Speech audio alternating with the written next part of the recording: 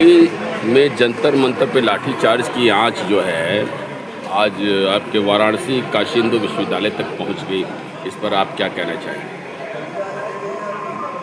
मैं उमेश कुमार पाठक, वरिष्ठ अधिवक्ता दीवानी कचहरी वाराणसी। मैं सरकार के हर गलत नीतियों का विरोध करते हुए साथ ही साथ वर्तमान शिक्षा नीति, शिक्षा प्रणाली, शिक्षा की गतिविधियों, शिक्षा की प्रति विश्वसनीयता जो बराबर भंग हो रही है, सरकार द्वारा इस पर बराबर शिक्षार्थियों के प्रति हमेशा अति संवेदनशील कार्यों का उपेक्षापूर्वक कार्य किया जा रहा है, जिसका मैं सदा विरोध कर रहा हूँ।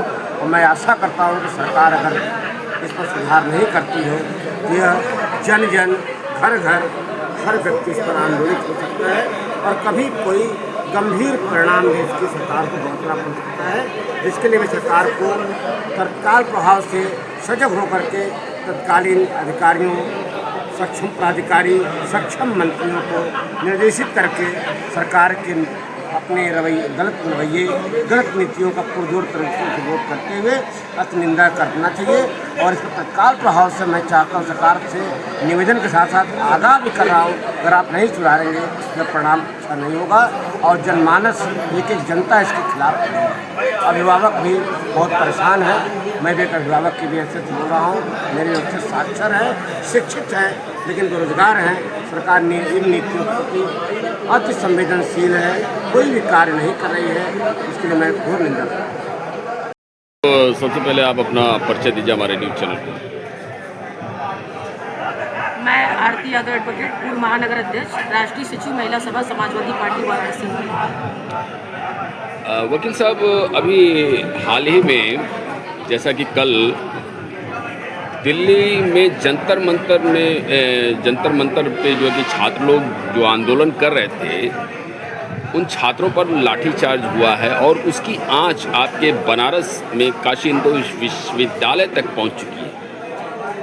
इस पर क्या कहना चाहिए? देखिए, बच्चे इसी देश के हैं, कोई आतंकवाद नहीं है, लेकिन ये सरकार इतना क्रूर जो है व्यवहार कर रही है बच्चों के साथ। क्यों कर रही है ये सरकार ही जाने कि क्यों ऐसा कर रही है। और आपके चैनल के माध्यम से मैं माननीय प्रधानमंत्री जी से ये पूछना चाहूँगी कि प्रधानमंत्री जी मुझे ये बताइए, सोनम वांगचुक जी 22-23 दिन से भूख हड़ताल पे बैठे हुए हैं और आपको क्यों नहीं दिखाई दे रहा है, क्यों नहीं सुनाई दे रहा है? क्या आप बहरे हो गए हैं, आप गूंगे हो गए हैं, तो आपको सुनाई नहीं दे रहा है कि आप जो है, क्या आपकी मजबूरी है कि आप धर्मेंद्र प्रधान जी का इस्तीफा नहीं मांग पा रहे हैं? क्या मजबूरी है? क्या इसमें आपका हाथ है? क्या आप इस चीज़ को करवा रहे हैं? कहीं आपका पोल ना खुल जाए। हम लोग देखिए ये चाहते हैं कि निष्पक्ष पेपर हो और धर्मेंद्र प्रधान जी से इस्तीफा प्रधानमंत्री मांगे। और जब तक धर्मेंद्र प्रधान जी इस्तीफा नहीं देंगे तब तक इसी तरीके से समाजवादी पार्टी आंदोलन करती रहेगी और बच्चों का अधिकार लेके रहेगी। लगातार इस सरकार में, बीजेपी सरकार में अभी तक लगातार जितने भी पेपर निकले सारे पेपर लीक हो गया है। नीट का पेपर जो इतना बड़ा, देखिए इस तरीके से लीक हो क्यों हुआ? आपकी सरकार है तो पेपर कैसे लीक हो जा रहा है? और आप धर्मेंद्र प्रधान जी से इस्तीफा क्यों नहीं मांग पा रहे हैं?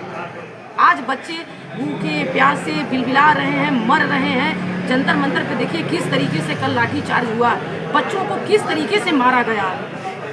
आपके बनारस में भी बीएचयू के छात्रों द्वारा जो है कि आंदोलन किया गया था। कल समाजवादी पार्टी महानगर की हम सारे लोगों ने आंदोलन किया था।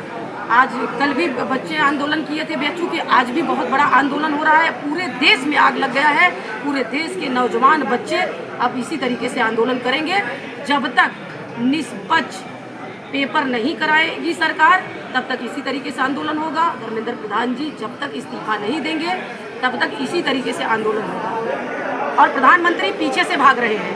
कल बच्चों के ऊपर लाठीचार्ज हो रहा है जंतर मंतर दिल्ली पे और प्रधानमंत्री चोरों की तरह पीछे से भाग रहे हैं। क्यों नहीं सामने आ रहे हैं? क्या उन्हें बच्चों का दर्द दिखाई नहीं दे रहा है? बच्चों का तकलीफ दिखाई नहीं दे रहा है? क्या ये बच्चे आतंकवादी हैं? ये बच्चे अपने अधिकार के लिए ही तो लड़ रहे हैं, अपने अधिकार का ही तो मांग कर रहे हैं। क्यों नहीं बीजेपी सरकार को दिखाई दे रही? क्यों नहीं प्रधानमंत्री को दिखाई दे रहा है?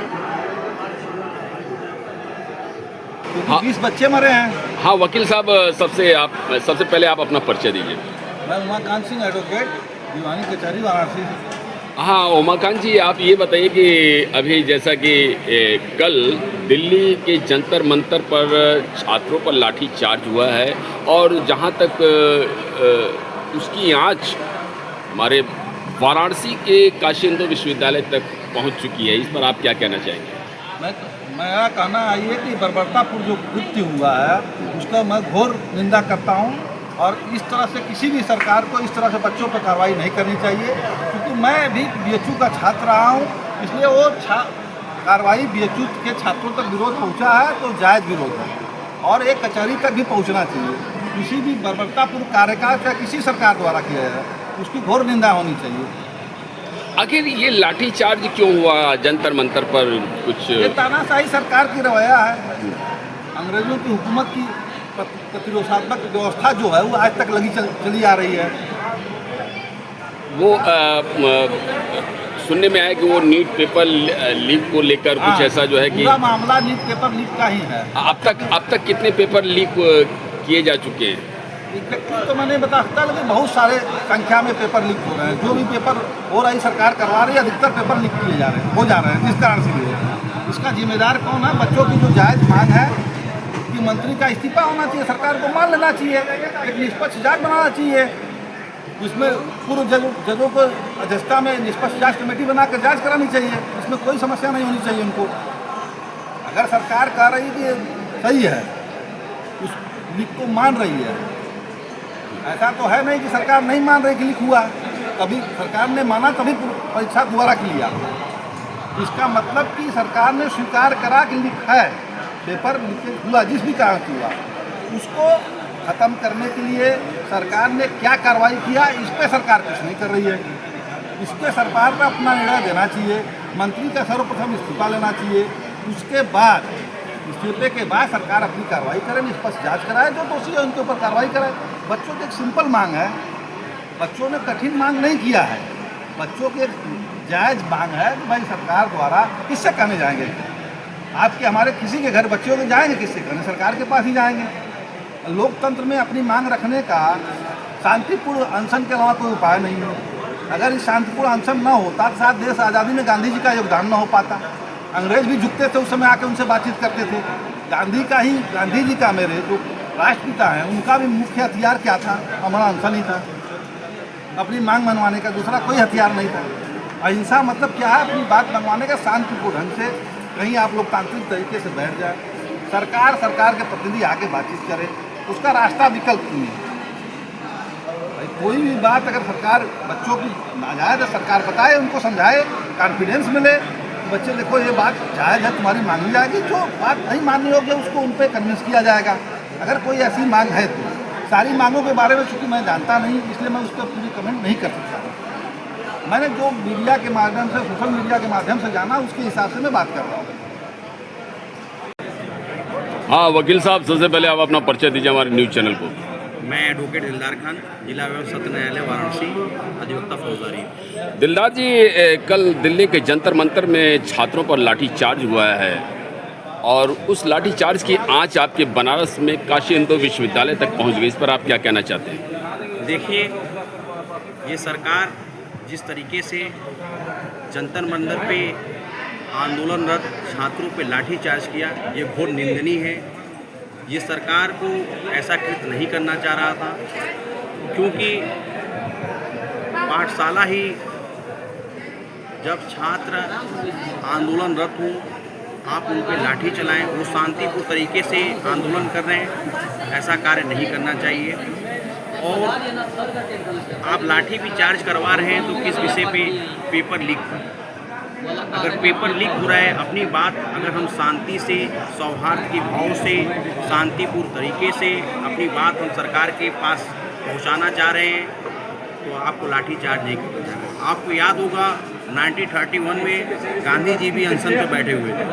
उस समय अंग्रेज़ों की सरकार थी, अंग्रेजी हुकूमत थी, लेकिन फिर भी वो लोग खत के माध्यम से वार्ता करते थे, अपनी बात पहुंचाते थे, अपनी बात वापस लाते थे। लेकिन आज की जो सरकार है, बर्बरतापूर्वक युवाओं पे, जो हमारे देश के भविष्य हैं, जिन बच्चों पे लाठीचार्ज की गई, किसी को हाथ पे चोट लगा, किसी को पैर पे चोट लगा, किसी को सर पे चोट लगा। वहाँ हजारों की संख्या में आंदोलनरत छात्रों पे बर्बरतापूर्वक से लाठीचार्ज किया गया। और मैं आपको अपनी बात बस एक शायर के माध्यम से ख़त्म करना चाहूँगा। कल तलक हम झेल रहे थे अंग्रेज़ों की लाठियाँ, कल तलक हम झेल रहे थे अंग्रेज़ों की लाठियाँ, बेबस बेसहारों पर रंगरेजों की लाठियाँ, पर दिल्ली की सड़कों पर जो देखा वो कुर्सी की गद्दारी थी। छात्रों पे जो बरस रही थी वो लाठियाँ सरकारी थी। अब तो सिंहासन भी होश में आए, संभाल ले अपनी लाठियाँ, गोदामों से लेके राजधानी तक खंगाल ले अपनी लाठियाँ। अगर कहीं सवाल पूछने वाले इन नौजवानों ने थाम ली अपने हाथ में इनकलाब की लाठियाँ, ऐसा न हो पूरे भारत में बह जाए इनकलाब की आंधी।